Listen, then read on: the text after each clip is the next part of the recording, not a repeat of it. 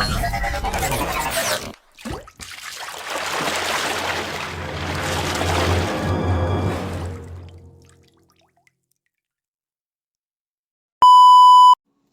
guys, balik lagi sama aku Ayu. Di video kali ini, kita akan membahas dan belajar bareng mengenai budaya manajemen pengetahuan organisasi. Untuk mempersingkat waktu, yuk langsung kita simak aja pembahasannya.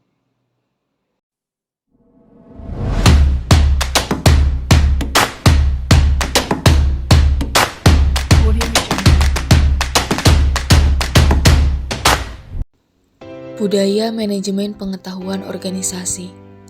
Apa sih yang dimaksud dengan budaya manajemen pengetahuan organisasi? Berdasarkan budaya manajemen pengetahuan, budaya merupakan kompleksitas asumsi tingkah laku cerita, mitos, metafora, dan berbagai ide lain menjadi satu untuk menentukan apa arti menjadi anggota masyarakat tertentu yang dikemukakan oleh Stoner. Pendapat lain mengatakan, budaya adalah pola semua suasana, material, atau semua perilaku yang sudah diadopsi masyarakat sebagai cara tradisional sebagai pemecahan masalah anggotanya, yang dikemukakan oleh Muljono pada tahun 2003. Sedangkan menurut sudut pandang budaya, yang pertama ialah budaya merupakan produk konteks pasar di tempat organisasi beroperasi, peraturan yang menekan, dan sebagainya. Dan yang kedua, budaya merupakan produk struktur dan fungsi yang ada dalam organisasi. Misal, organisasi yang tersentralisasi berbeda dengan organisasi yang terdesentralisasi. Dan yang terakhir, budaya merupakan produk sikap orang dalam pekerjaan mereka. Hal ini berarti produk perjanjian psikologi antara individu dan organisasi. Berikutnya, manajemen sendiri mencakup 5 hal. Yang pertama ialah mengkoordinasikan SDM, material, dan keuangan ke arah tercapainya tujuan organisasi yang efektif dan efisien. Yang kedua ialah menghubungkan organisasi dengan lingkungan luar dan menanggapi kebutuhan masyarakat. Yang ketiga ialah mengembangkan iklim organisasi di mana orang dapat mengejar sasaran perseorangan dan sasaran bersama. Yang keempat ialah melaksanakan fungsi tertentu yang dapat diterapkan, seperti menentukan sasaran, merencanakan, merakit sumber daya, mengorganisir, melaksanakan, dan mengawasi. Dan yang terakhir adalah melaksanakan berbagai peran antar pribadi informasional dan memutuskan.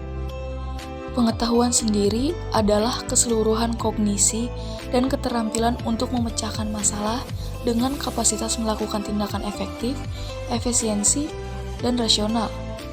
Budaya manajemen pengetahuan menggabungkan ketiga konsep, budaya, manajemen, dan pengetahuan. Secara konseptual, budaya manajemen pengetahuan bertolak dari anggapan dasar. Hofstede dalam Indraha pada tahun 2005 berpendapat anggapan dasar, budaya adalah kolektif mental program. Jadi, budaya dapat diprogramkan atau dimanajemeni berbasiskan pengetahuan. Dan yang kedua ialah nilai bisa berubah dan budaya bisa berubah atau diubah. Sudah tentu sebagai proses budaya, manajemen pengetahuan meliputi fungsi dan kegiatan proses budaya. Berikut ini merupakan daftar pertanyaan yang bisa diajukan. Yang pertama ialah apa yang dilakukan untuk maju dalam perusahaan ini? Berikutnya tipe orang macam apa yang berhasil di sini? Selanjutnya, peristiwa apa yang paling penting dalam sejarah perusahaan ini? Kemudian, apakah kekuatan utama perusahaan ini? Dan yang terakhir ialah apakah harapan Anda untuk masa yang akan datang? Manajemen pengetahuan sendiri berpusat pada manusia. Manusia sebagai individu mempunyai perilaku individu. Dalam organisasi, membawa ke suatu tatanan, kemampuan, kepercayaan pribadi, pengharap, kebutuhan, dan pengalaman masa lalunya. Perilaku individu dalam organisasi menawarkan tantangan dan kesempatan bagi manajer, membantu dan memperbaiki kualitas individu dengan menunjukkan manajer bagaimana memberi kuasa orang-orangnya merancang melakukan perubahan dalam organisasi. Pengetahuan sebagian besar berada dalam kepala manusia dalam bentuk tacit knowledge, bukan di sistem informasi yang canggih. Salah satu pendekatan yang berpusat pada manusia dengan menumbuhkan budaya kondusif terhadap berjalannya proses dalam manajemen pengetahuan. Budaya sharing pengetahuan. Inti dari manajemen pengetahuan adalah knowledge sharing atau knowledge transfer. Karena melalui knowledge sharing, terjadi peningkatan nilai dari pengetahuan yang dimiliki perusahaan. Seseorang yang melakukan knowledge sharing tidak akan kehabisan pengetahuan yang dimilikinya, tetapi justru melipat gandakan nilai dari pengetahuan bila sudah dimiliki dapat dimanfaatkan banyak orang. Budaya knowledge sharing merupakan budaya yang perlu ditumbuhkan dan dirangsang dalam perusahaan yang ingin menerapkan manajemen pengetahuan efektif. Unsur budaya sharing pengetahuan terdiri dari 5 komponen. Yang pertama ialah peran kepemimpinan, berupa kemampuan merumuskan visi, keterlibatan langsung, pemberian dukungan, dan advokasi. Yang kedua, budaya perusahaan yang memberi iklim kepercayaan dan keterbukaan. Yang ketiga ialah adanya kemauan pimpinan organisasi untuk mempromosikan knowledge sharing dan kolaborasi. Yang keempat adalah perusahaan menghargai knowledge, pembelajaran, dan inovasi. Dan yang terakhir adalah kemampuan organisasi dalam mengeksekusi proses transformasi dengan mulus dan efektif, yang dikemukakan oleh Tobing pada tahun 2007. Selanjutnya ialah gambar kerangka knowledge sharing. Pada peserta, stimulasi kenikmatan dalam mempelajari pengetahuan dan pengalaman orang lain dengan memberi reward kepada peserta. Berikutnya, fasilitator dan sharing champion.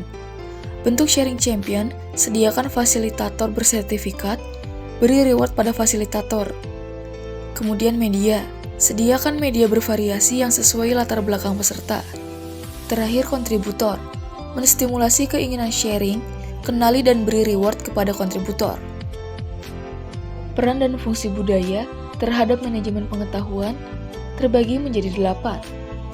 Yang pertama ialah leadership, yang kedua ialah sense of direction, yang ketiga ialah climate, yang keempat ialah positive teamwork, yang kelima ialah value added system, yang keenam ialah enabling structure, yang ketujuh ialah appropriate competence, dan yang terakhir adalah develop individual.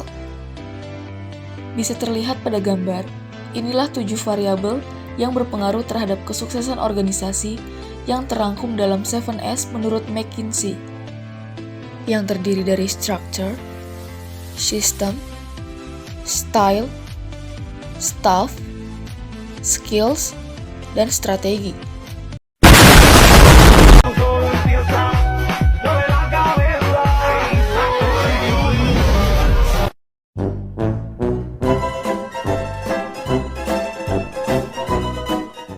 Nah, semoga video pembelajaran kali ini bermanfaat bagi teman-teman semua ya.